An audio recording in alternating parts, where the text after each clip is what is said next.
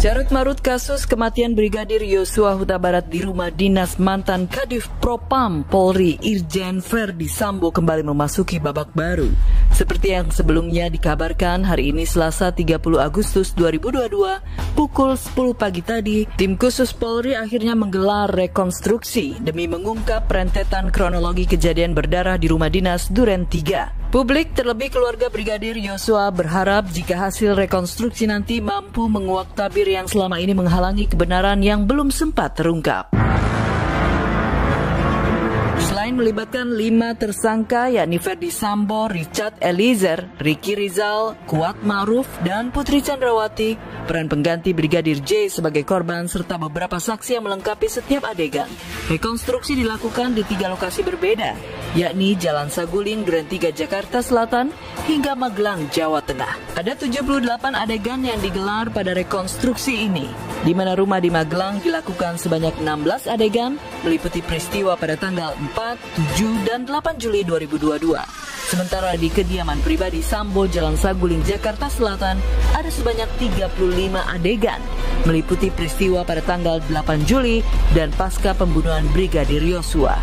Sedangkan di rumah dinas Duren 3 ada sebanyak 27 adegan, meliputi peristiwa pembunuhan Brigadir Yosua. Dan untuk pertama kalinya, para tersangka serentak dan seragam memakai baju orange yang melambangkan tahanan polisi.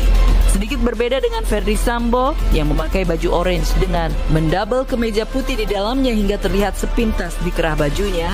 Begitu juga dengan tersangka lainnya, Putri Chandrawati, dirinya berbalut serba putih dari masker hingga sepatu sebagai alas kaki.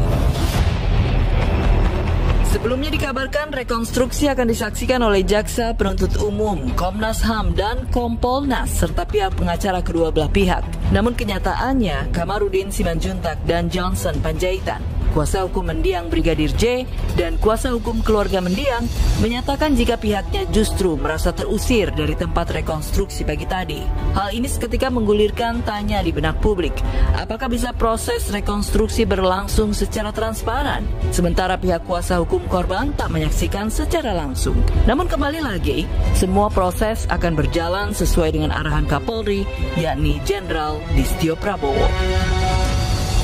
Baradae yang kini menyandang status sebagai Justice Collaborator dihadapkan dengan tersangka utama yakni Verdi Sambo dan 4 tersangka lainnya. Dengan demikian, aspek keamanan Baradae menjadi penting agar menghindari potensi intimidasi maupun intervensi dalam proses rekonstruksi perkara pembunuhan Brigadir Yosua. Mengingat kesaksian Baradae begitu penting dalam memecah kebuntuan dalam pengusutan kasus kematian sang sahabat, reka ulang dapat diagendakan secara bergantian agar tak mempertemukan Baradae dengan tersangka lainnya secara langsung, agar tak menghindari potensi ancaman terhadap Baradae. Sebelumnya, Lembaga Perlindungan Saksi dan Korban atau LPSK menyatakan pihaknya akan ikut menemani Baradae dalam proses rekonstruksi hari ini. Wakil Ketua LPSK meminta penyidik agar tak mempertemukan Baradae dengan Verdi Sambo. Alih-alih pihak LPSK meminta Baradae digantikan peran pengganti dalam berlangsungnya proses rekonstruksi tadi, Baradae justru nampak terlibat melakukan reka ulang beberapa adegan bersama Ricky Rizal dan Kuat Ma'ruf yang juga terlibat sebagai tersangka kasus kematian Brigadir Yosua. Pertama kalinya pula Verdi Sambo dan sang istri Putri Chandrawati yang sama-sama ditetapkan sebagai tersangka akhirnya bertemu kembali. Setelah beberapa waktu lalu Sambo ditempatkan di ruangan khusus di Makobrimob. Putri Chandrawati yang seolah menumpahkan rasa sedihnya seketika merapat ke pelukan sang suami Verdi Sambo di lokasi rekonstruksi siang tadi.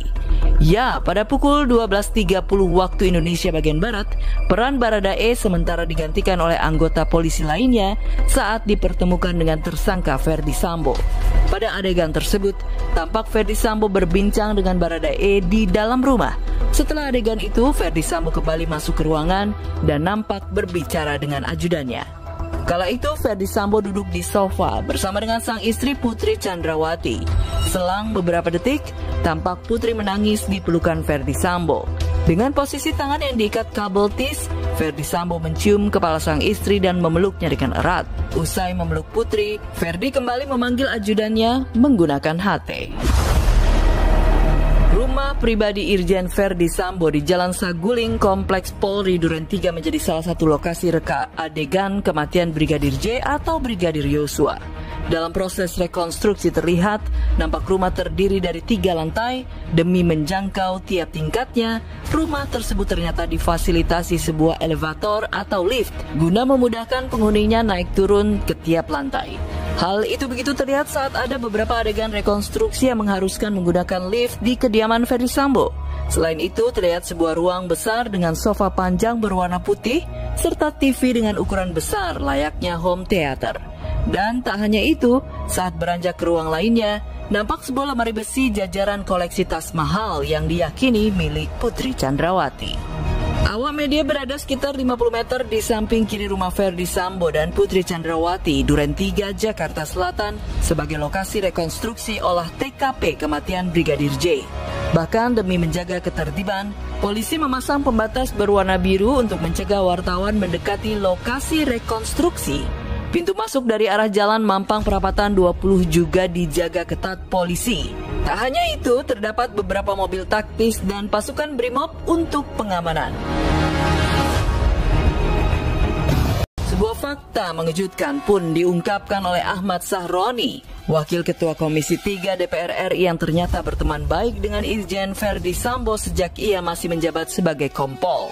Melalui podcast Deddy Corbuzier, Sahroni sempat mengatakan jika Sambo membunuh Brigadir J menggunakan senjata api dengan tangannya sendiri. Dirinya sungguh menyayangkan perbuatan Verdi Sambo dan mempertanyakan mengapa dirinya harus membunuh jika persoalannya berkaitan dengan pelecehan seksual yang dialami sang istri.